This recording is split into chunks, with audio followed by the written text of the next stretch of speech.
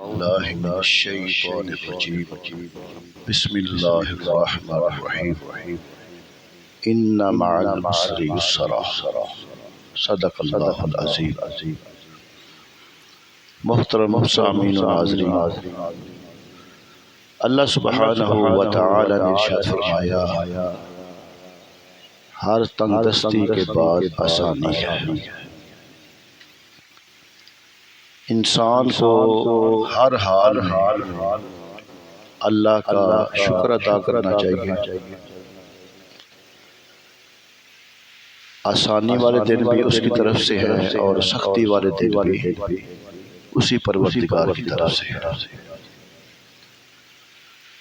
حضرت لقمان حکیم اپنے بیٹے کو نصیحت کر رہے ہیں جن کے نام پہ سورہ لقمان ہے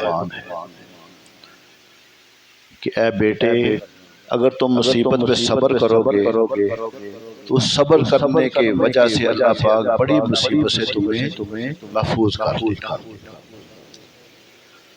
تو ایک مرتبہ حضرت لقمان اور آپ کا بیٹا اس وقت کے کوئی اللہ کے نبی ان سے ملاقات کرنے کے لیے نہ اپنے گھر سے نکلے،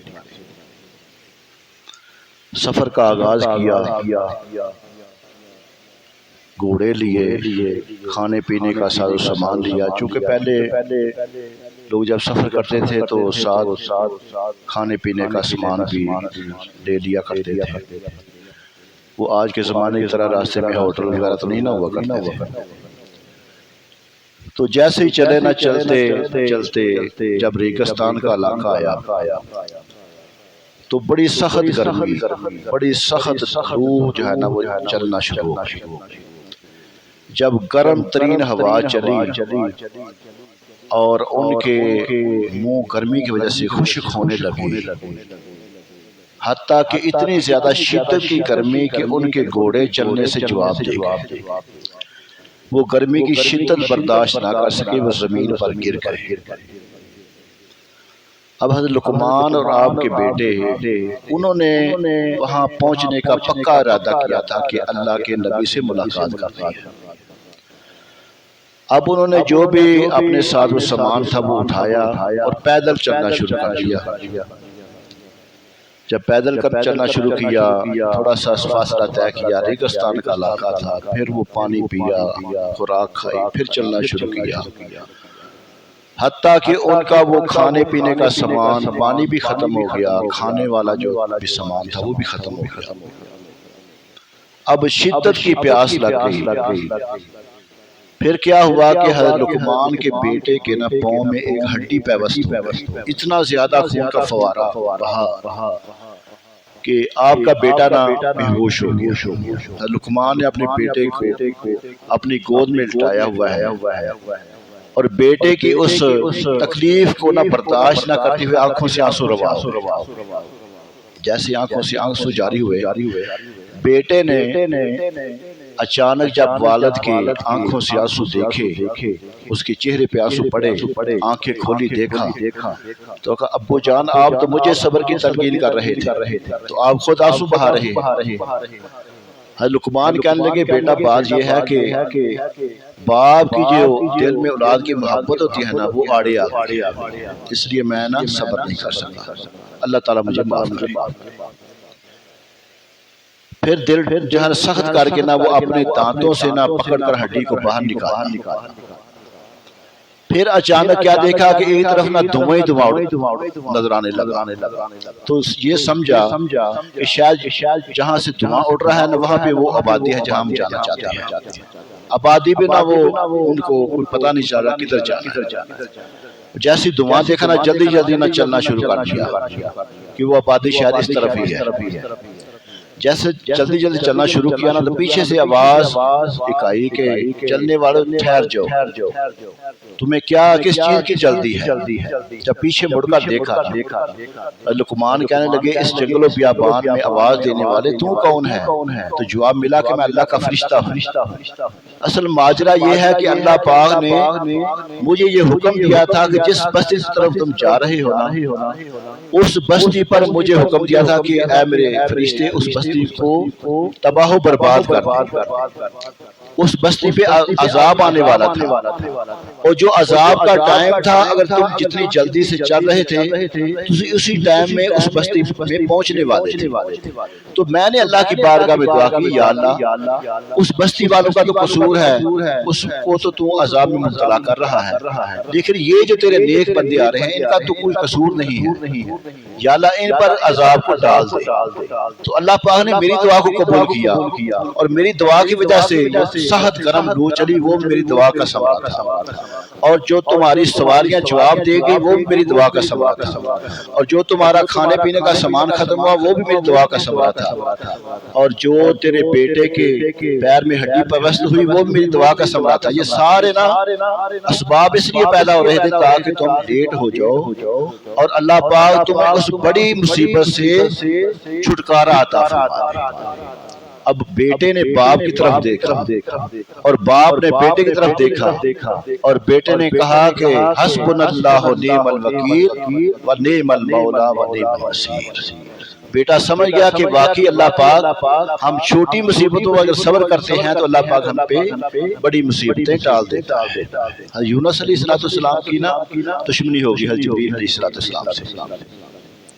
تو ایک مرتبہ کہنے لگے جبریل کو کہ جبریل مجھے ایسے بندے سے ملاقات کروا دے جو اس وقت نبیوں کے بعد اللہ کا سب سے زیادہ ذکر کرنے والا، اور اس پر اللہ تعالیٰ سب سے زیادہ خوش۔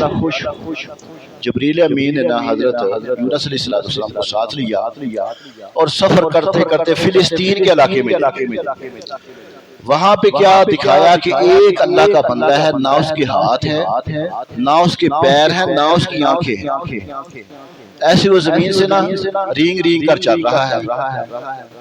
کہا کہ یونس یہ بندہ جو ہے نا اللہ پاک پوری روئے زمین پہ اس بندے سے سب سے زیادہ خوش ہے۔ یونس علیہ السلام کہنے لگے جبریل کیا مذاق کر رہے ہیں، میں نے تو یہ کہا کہ جو سب سے زیادہ اللہ کا ذکر کرنے والا۔ جبریل امین نے کہا کہ ذرا نہ کان لگا کر اس کے منہ کے قریب کر کے سنو یہ کیا کہہ رہا ہے۔ جب یونس علیہ السلام نے اپنا کان قریب کیا نا تو وہ کہہ رہا ہے کہ یا اللہ تیرا شکر ہے، یا اللہ تیرا شکر ہے، کم از کم تو نے میرے جسم میں جان تو ڈالی ہوئی ہے، مجھے حرکت کرنے کا موقع تو عطا فرما رہا ہے۔ تو جبریل نے کہا کہ یونس یہ اس حال میں بھی ہر سانس کے بدلے اللہ کا شکر ادا کر رہا ہے، تو پوری روئے زمین پہ اس بندے پہ اللہ تعالیٰ نبیوں کے بعد سب سے زیادہ خوشی کا اظہار فرما رہا ہے۔ میرے دوستوں، میرے بزرگوں، میرے بھائیوں، حضرت صدیق اکبر رضی اللہ تعالیٰ جب آپ نے اسلام قبول کیا تو کوئی اور نہ بڑے بڑے تاجر تھے آپ کے دوست، تو سارے اس وقت اسلام کے دشمن تھے۔ انہوں نے کہا کہ صدیق تو بڑا عقل مند آدمی ہے، بڑا صاحب زیرک ہے، یہ کیا تو نے ہاتھ دوستی کو ٹھکرا دیا ہے اور محمد عربی کا غلام بن کے رہ گیا۔ تاجدار صداقت سیدنا صدیق اکبر رضی اللہ تعالیٰ آپ نے فرمایا جو میری نگاہیں دیکھ رہی ہیں تم نہیں دیکھ سکتے۔ پھر مقام کا پتہ کب چلا جب نبی پاک صلی اللہ علیہ وآلہ وسلم نے مدینہ المنورہ میں اپنے صحابہ کو کہا میرے صحابہ میرے غلام ابو دردہ کو ذرا بلاؤ۔ جب ابو دردہ کو بلایا گیا تو نبی پاک صلی اللہ علیہ وسلم کے چہرے مبارک پہ کچھ ناراضگی کا اثر تھا۔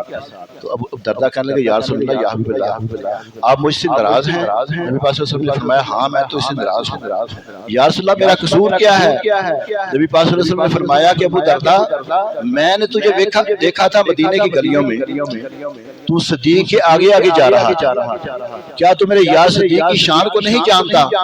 یہ میرا دوست ایسا ہے کہ دنیا میں ہر دوست کا میں نے احسان چکا دیا ہے، لیکن جو اس نے مجھ پر احسانات کیے ہیں نا وہ میں نے ابھی چکایا نہیں۔ قیامت کا جب دن ہوگا تو اللہ پاک سے اس کے احسانات کا بدلہ اس کو عطا فرمائے۔ مولا کائنات مولا علی کرم اللہ وجہ کریم 9 سال کی عمر میں دین اسلام قبول کیا اور سارا کچھ دین اسلام کے لیے قربان کر دیا۔ جب نبی پاک صلی اللہ علیہ وسلم ہجرت فرما کر مدینہ منورہ جانے لگے نا تو کہا کہ علی میرے بستر پہ لیٹ جاؤ، اپنی جان کو خطرات کے حوالے کر دیا دین اسلام کی خاطر۔ پھر اللہ کے محبوب صلی اللہ علیہ وآلہ وسلم نے کیا شان عطا فرمائی، جب مہاجرین کو اور انصار کو بھائی بھائی بنایا نا تو مولا کائنات فرماتے ہیں سارے جب بھائی بھائی بن کے میں اکیلا رہ گیا، میں اکیلا ایک طرف کھڑا ہوں، سارے مہاجرین انصار بھائی بھائی بن گئے ہیں، اب میں سوچ رہا ہوں میرا کیا بنے گا؟ تو اچانک تاجدار کائنات صلی اللہ علیہ وسلم اپنی نشست سے اٹھے اور میرے قریب آ کر نہ کھڑے ہو گئے، کہنے لگے علی تو کیا سوچ رہا ہے؟ تو سوچنا انت اخی فی الدنیا والآخرہ، دنیا میں بھی تو میرا بھائی ہے اور آخرت میں تو میرا بھائی ہے۔ خم غدیر کے موقع پہ تاجدار کائنات صلی اللہ علیہ وسلم نے مولا کائنات کے ہاتھ کو پکڑنا فضا میں لہرایا، کہا لوگوں سن لو، فَكُنْتُ مولا وعلی مولا، جس کا میں مولا ہوں اس کا علی مولا۔